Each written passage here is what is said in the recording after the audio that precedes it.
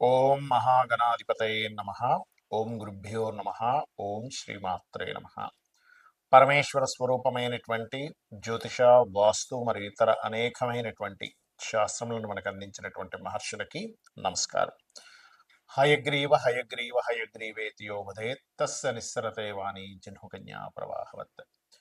అరుణాం కరుణాతరంగితాక్షీం ధృతపాశాంకుశపుష్పబాణచాపాం అనిమాదిభిరావృతాం మయూకైః అహమిత్యేవ విభావయే భవానీ. శ్రీమాత్రే నమ. ప్రేక్షకులకి అలలితాంబిక అమ్మవారి యొక్క అనుగ్రహం పరిపూర్ణంగా కలగాలని మనస్ఫూర్తిగా కోరుకుంటూ మనం ఈరోజు చెప్పుకోబోయేటువంటి విషయాలు ఏవైతే ఉన్నాయో అవి చెప్తుంది నేనైనప్పటికీ కూడా చెప్పిస్తుంది సాక్షాత్ లలిత అమ్మవారిగా భావిస్తూ ఏప్రిల్ మాసంలో గ్రహస్థితి ఎలా ఉంది, ఈ యొక్క గ్రహస్థితి రీత్యా ద్వాదశ లగ్నాల వారికి, రాసుల వారికి ఏ రకంగా ఉండబోతుంది. ముఖ్యంగా లగ్నమే చూసుకోండి, లగ్నం తెలియని వారు రాసులు చూసుకోండి. అయితే ఇందులో 5 గ్రహాలు మనకి షష్టగ్రహ కూటమితో అవుతుంది, కానీ ఒక గ్రహం చంద్రుడు బయటకు వచ్చేస్తున్నాడు. శని, రవి, బుధుడు, శుక్రుడు, రాహు మేనంలో ఉంటూ ఈ యొక్క చంద్రుడు 4 రోజుల పాటు మేషన్కు మళ్ళీ వచ్చి చేరుకుంటాడు. అదేవిధంగా కుజుడు కర్కాటకంలో 3వ తేదీ నుంచి ఉంటున్నాడు, ఏప్రిల్ 3 నుంచి. ఆయన ఒక 2 నెలల 15 రోజుల పాటు ఉంటాడు. కన్యారాశిలో కేతువు, గురువు వృషభ రాశిలో ఉన్నాడు. ఈ యొక్క గ్రహస్థితిని అనుసరించి ఏ లగ్నముల వారికి ఏ విధంగా ఉండబోతుంది, జాగ్రత్తలు ఏం తీసుకోవాలి, మరియు పరిహార మార్గాలు ఏం చేసుకోవాలనే విషయాన్ని ఇప్పుడు మనం తెలుసుకుందాం. కన్యా లగ్నము, కన్యారాశి. కన్యవారికి కనుక చూసుకున్నట్లయితే లగ్నంలో కేతువు యొక్క సంచారము జరుగుతుంది. ఎప్పుడైతే ఈ కేతువు యొక్క సంచారం లగ్నంలో సంచరిస్తుందో ప్రస్తుతం ఒక 3 నెలల వరకు ఉంటుంది, దాని తర్వాత తగ్గిపోతుంది. కొంచెం తెలియని ఒక వైరాగ్యము, విరక్తి, భక్తి భావంలోకి వెళ్ళడం. ఒక రకంగా చెప్పాలంటే భక్తి భావంలోకి వెళ్తే మరింత మంచిది చెప్పాలంటే కేతు లగ్నంలో సంచరించేటప్పుడు. స్పిరిచువల్గా ఆ యొక్క దోషం అనేటువంటిది పోతుంది, గుర్తుపెట్టుకోండి. అలాగే కాస్త ఇష్టపడిన వారిని వివాహం చేసుకోవాలనేటువంటి ప్రయత్నం కూడా ఫలించేలా చేస్తుంది. లగ్నంలో కేతు, సప్తమంలో రాహు ఉంటూ పంచమాధిపతి సప్తమాధిపతితో కలిసి ఉన్నాడు.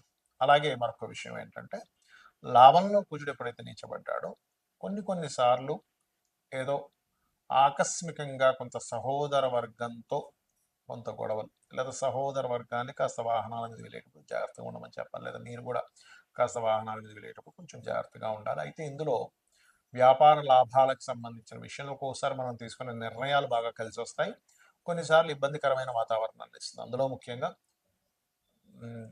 ఈ యొక్క 6, 7 తేదీలు, 13, 14, 21, 22, 23, 24 తేదీలు మళ్ళీ కలిసి వస్తుంది మీరు తీసుకునేటువంటి వ్యాపారంలో తీసుకునేటువంటి నిర్ణయాల మూలంగా.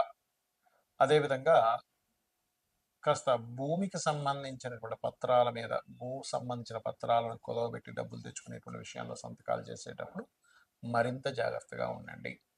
అలాగే కొంత శత్రుభావం బిజినెస్ పార్ట్నర్స్తో కావచ్చు, లేకపోతే తెలియని చిన్న చిన్న శత్రుభావాలు వస్తూ ఉంటాయి, అది కొద్దిగా చూసుకోవాలి. ఉద్యోగం ఒకటే కాకుండా వ్యాపారం వైపు కూడా మొగ్గు చూపడము. అదేవిధంగా దశమాధిపతి అయినటువంటి బుధుడు ఎప్పుడైతే మీకు సప్తమ స్థానంలో నీచభంగ రాజయోగం 13వ తేదీ నుంచి వస్తుందో, ఇది కొంతవరకు 13వ తేదీ తర్వాత మీకు 2 విషయాలు. ఒకటి, ఏదైనా ప్రాపర్టీ తీసుకునేటువంటిది, బంగారం కానీ ప్రాపర్టీ కానీ తీసుకునేటువంటి యోగము, మరియు ఉద్యోగ సంబంధించినటువంటి విషయంలో అనుకూలత ఏర్పడడం అనేటువంటిది చూపిస్తుంది. అయితే మీకు ఉద్యోగ సంబంధించిన విషయంలో మరింత అనుకూలత రావాలి, వ్యాపారంలో చక్కటి అభివృద్ధి రావాలి అనుకుంటే ఓం మాణిక్య మకుటాకార జానుద్వయ విరాజితాయ నమః చేసుకోండి, లేదా ఓం ఇంద్రగోప పరిక్షిప్త స్మరతోనాభజంగికాయే నమః అనే మంత్ర సాధన చేయండి. ఖచ్చితంగా 40 నిమిషాలు కనుక చేశారంటే అమ్మవారి యొక్క అనుగ్రహంతో మీ యొక్క ఆలోచన విధానంలో మార్పులు జరిగి వ్యాపార అభివృద్ధి జరుగుతుంది. శ్రీ విశ్వవసు నామ సంవత్సరంలో మరి జాతకం లేదండి, మేమేం చేయాలి అని అనుకునేటువంటి వారికి ఒకటే, రోజు నిత్యము ఉదయం సాయంత్రం దీపారాధన, మీకు దగ్గరలో ఉండేటువంటి ఆలయానికి వెళ్ళడం, గోశాలకు వెళ్ళడం చేయండి. మీకు ఎటువంటి ఆదాయ వ్యయాల్లో ఇబ్బందులు ఉన్నా, ఏ ఏలినాటి శని వస్తున్నా, ఎటువంటి ఉన్నా కూడా, అష్టమ శని, అర్ధాష్టమ శని ఉన్నా దాని ప్రభావం మీ మీద అసలు పడదు. ఒకటి. ఇంకోటి, ఉగాది నుంచి అసలు ఎటువంటి జరగనున్నాయి లోకంలో మనకి గతంలో చెప్పుకున్నాం. క్రోధీనామ సంవత్సరంలో అనవసరమైన గొడవలు వస్తూ ఉంటాయి, ప్రతి ఇంటింట గొడవలు అని చెప్పుకున్నాం. అలాగే జరిగింది కూడా, ప్రతిదీ గొడవలు. విశ్వవసు నామ సంవత్సరంలో గొడవలు మాత్రం అంత ఉండదు, తగ్గుతుంది, పంటలు చక్కగా అవుతాయి.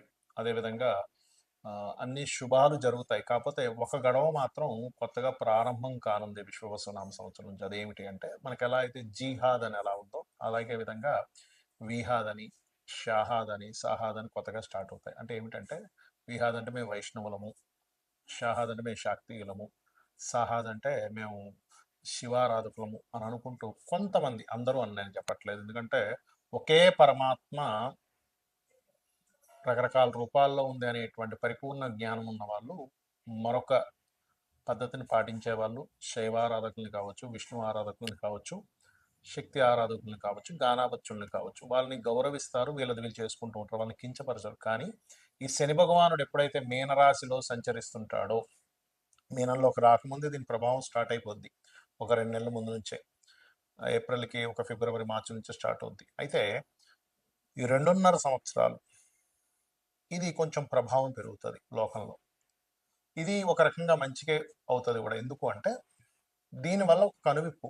అరే అరే అనవసరంగా నేను విష్ణువునే ప్రార్థిస్తాను, లేకపోతే నేను శివుణ్ణే ప్రార్థిస్తాను, లేకపోతే నేను అమ్మవారిని తలుచుకుంటాను. తప్పేం లేదు, మీరు ఒక దేవతను తలుచుకోవడం అన్ని విధాలా చాలా మంచిది. కానీ ఇది తలుచుకుంటూ, ఈ అమ్మవారిని తలుచుకుంటూ విష్ణు ఆరాధకులను ద్వేషించడం, లేదా విష్ణువుని తలుచుకుంటూ అమ్మవారి ఆరాధకులను ద్వేషించడం, ఈ ధోరణి నుంచి ఈ ధోరణికి సంబంధించినటువంటి ప్రభావం పెరగనుంది ఈ శని రాహు కలిసి మీన రాశిలో ఉండడం వల్ల.